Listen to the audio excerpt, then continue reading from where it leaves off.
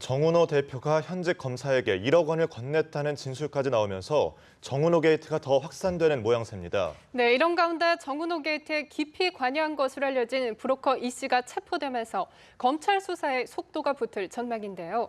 강민구 변호사와 함께 관련 내용 살펴보겠습니다. 안녕하십니까? 안녕하십니까?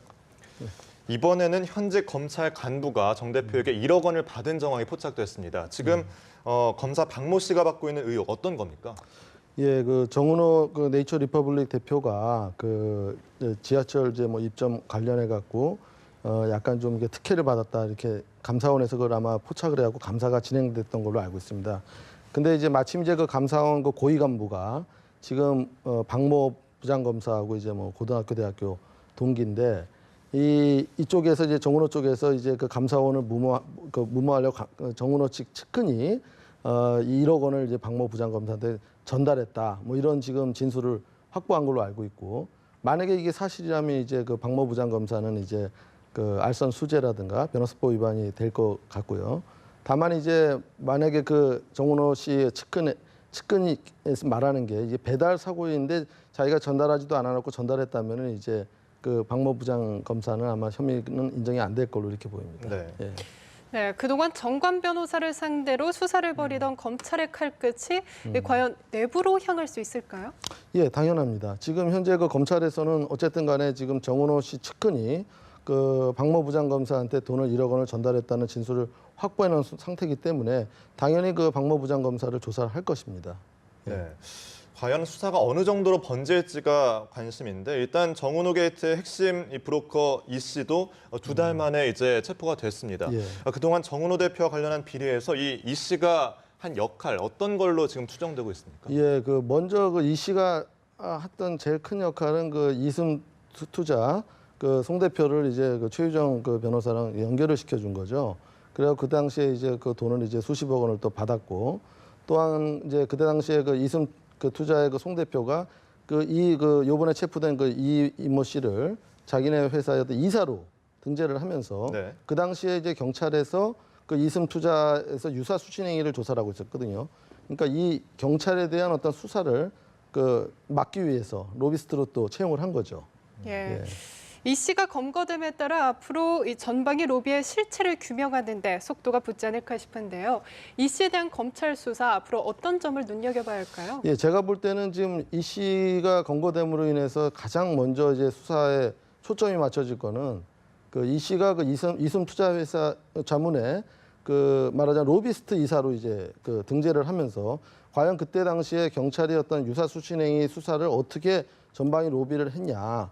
그렇다면 이 수사가 또 경찰로까지도 불똥이 튈 수가 있지 않냐, 이런 또 생각이 들고, 또 그 최유정 변호사의 어떤 사건 부당 수임이라든가 그런 거에 관련된 또 그 돈 받은 거, 이숨 투자 자문 송 대표로부터 또 돈을 또 받고 있는 거에 대해서 변호사법 위반 부분이 또 수사가 아마 계속 진행될 걸로 보입니다. 네. 이제 급물살을 타게 된 정은호 법조비리 수사 좀 지켜보도록 하고요. 이번에는 롯데그룹 수사를 좀 짚어보겠습니다. 네. 2차례 걸쳐서 계열사에 대한 압수수색이 이루어졌는데 지금까지 이루어지고 있는 수사 진행 상황을 짚어주시죠. 예, 지금 롯데그룹에 대한 수사가 지금 가장 문제가 되는 거는 이제 그 신격호 그 총괄회장하고 신동빈 그 회장이 그 매년 그 100억에서 200억 정도의 어떠한 그 약간 좀 의문의 어떤 돈을 받은 게 이제 어떻게 이게 형성이 된 비자금이냐, 이게 정당한 돈이냐, 이런 거에 대한 거.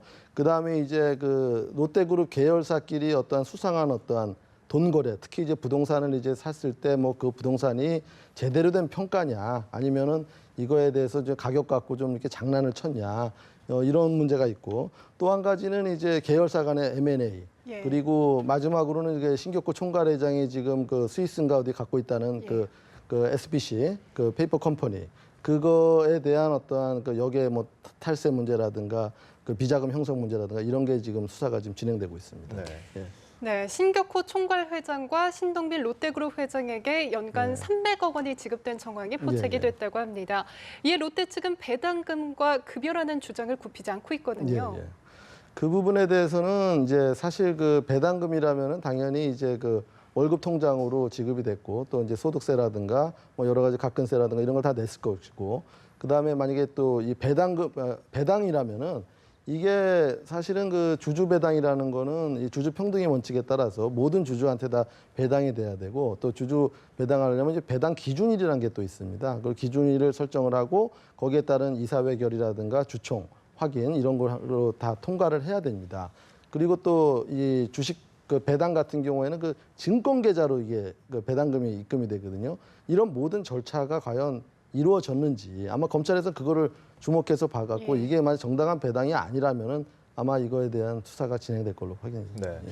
검찰이 롯데그룹에 대해서 수개월간 좀 내사를 준비한 것으로 알려졌는데 롯데 예. 역시 준비를 좀 해온 것 같습니다. 예. 미리 이렇게 대비를 했다라는 의혹일 정도인데 어떻게 보세요? 롯데 정도의 그 대기업이라면은 그 나름대로 또 정보망이 있거든요. 그래서 네. 이제 예. 검찰에서 내사를 시작할 때 벌써 다 이게 소문을 아마 들었을 겁니다. 그래서 요번에 그 검찰에서 그 롯데 그 뭐 컴퓨터라든가 압수를 해보니까 뭐 전문 이 삭제 프로그램까지 동원을 했더라고요. 네. 근데 보통의 경우에 이제 검찰에서 컴퓨터 같은 거를 압수해갖고 하드를 이제 분석을 해보면은 아무리 이게 지웠다 하더라도 이게 국가 그 디지털 포렌식 센터라든가 이런 데서 다 복원이 가능하거든요.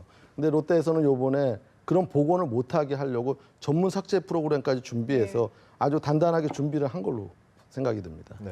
네, 롯데도 이 대형 로펌 4곳에 이 변호를 맡겼는데 이른바 특수통 변호사들로 꾸렸다고 하는데 과연 전직 검사 출신 변호사들을 현직 후배 검사들이 넘어설 수 있을까? 이 부분도 좀 이번 수사의 관건이라고 보이거든요. 물론 저도 이제 특수부 검사 출신이긴 한데 사실 그 특수부 검사가 그런 특수부 선배 변호사 무서워갖고는 수사 못합니다. 예, 뭐 그렇습니다. 당연히 특수부에서 수사할 때는 변호사들이 이제 검찰 선배들이 많이 그 선임이 되기 때문에 그런 거는 뭐 크게 문제는 안 됩니다. 그리고 롯데 쪽에서 요번에 뭐 대형 로펌 해갖고 이제 변호인단을 화려하게 꾸렸다고는 하지만 뭐 전관 예우라든가 이런 걸 기대할 사건은 아닌 것 같고 결국은 법리 싸움으로 가야 되지 않냐 이런 생각이 듭니다. 네.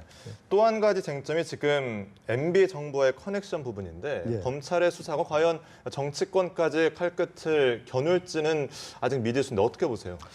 뭐 이건 개인적인 생각입니다만은 결국은 이 사건의 종착역이 그거 아닌가 싶습니다.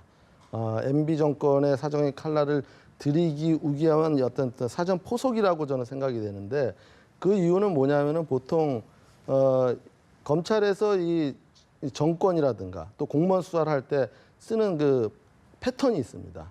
그게 특수부 검사들이 하는 게 뭐냐면은 이 돈을 주려면은 그 돈을 비자금으로 만들어야 됩니다. 그 비자금을 만드는 그걸 조사합니다. 일단 어떻게 이걸 돈을 만들었냐. 그 다음에 또 한 가지는 이제 검찰에서 쓰는 전가의 보도, 세무조사입니다.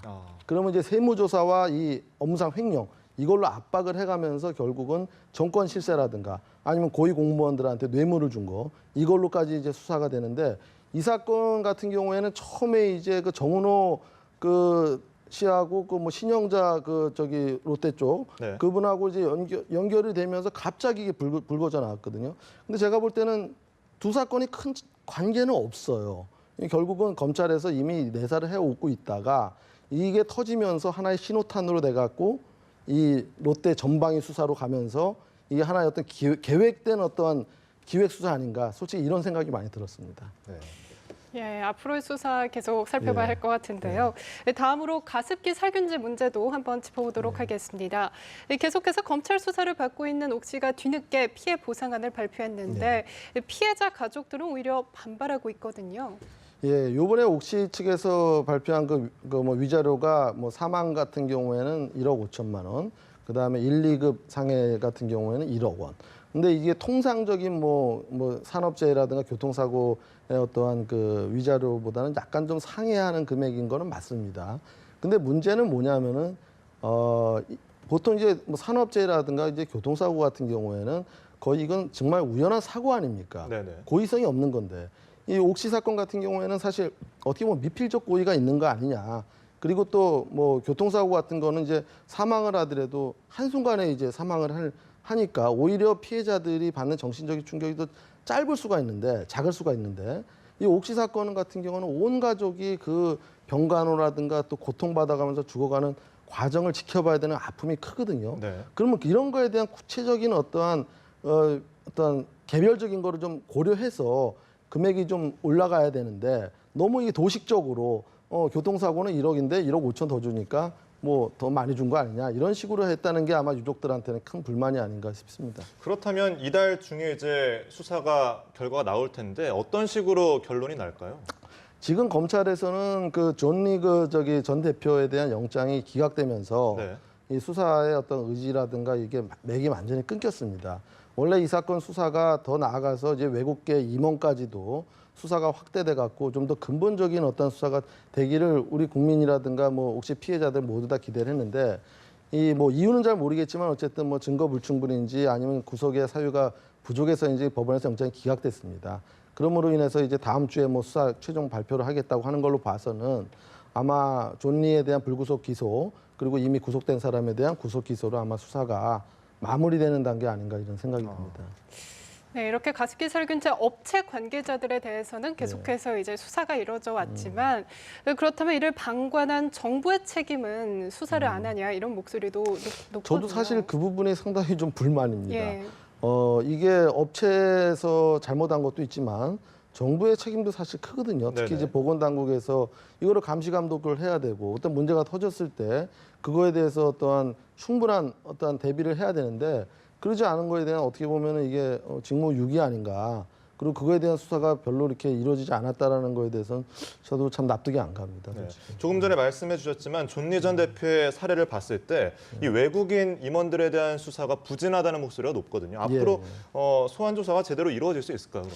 제가 볼 때는 쉽지 않다고 보입니다. 예, 어차피 영장도 기각됐고 다음 주에 수사 결과 발표한다는 거 보니까 네. 아마 이 정도 선에서 마무리되는 단계로 가는 거 아닌가. 결국은 이 용두사미식으로 끝난 거죠. 원래는 검찰에서 지난달에 외국계 임원 조사도 철저하겠다고 발표를 했었는데 결국은 이 영장 기각으로 인해서 수사 의지라든가 여러 가지가 좀 안 좋게 흘러가고 있다고 보입니다. 네, 알겠습니다. 이달 중에 나올 결과까지 지켜보도록 하겠습니다. 지금까지 강민구 변호사와 얘기 나눠봤습니다. 고맙습니다. 감사합니다.